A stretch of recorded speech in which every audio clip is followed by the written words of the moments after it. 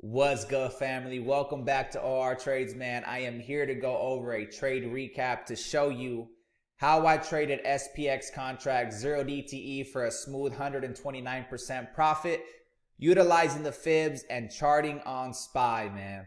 Let's get into the trade. Look. Told my dogs that we won't starve again. I show my face in places I'll never show again. I stacked my chips and did it with no one noticing. Dealing with some shit I told moms that I'll never fold again. And it's on God, I don't like how they move. I'm from a city where they sharing every move that they do. All right, so first off, what we did is we took Friday's low.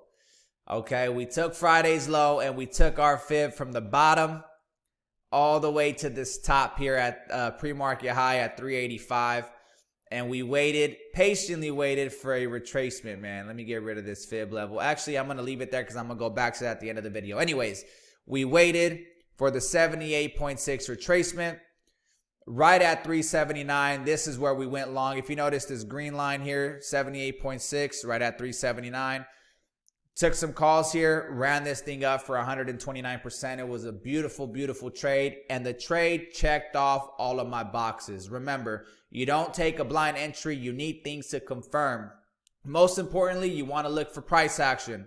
If you notice here, we start to see buying pressure with these wicks here on these red candles, and you also, right at the 78.6, you have a hammer candle. A lot of buying pressure. That's one of the boxes. The second box was RSI was oversold. There's got to be some, these got to reset before we either move lower or we, completely reverse. RSI was extremely overbought along with price action. And also the third box was the MACD was starting to curl. The histogram or, the volume profile on MACD was also fading.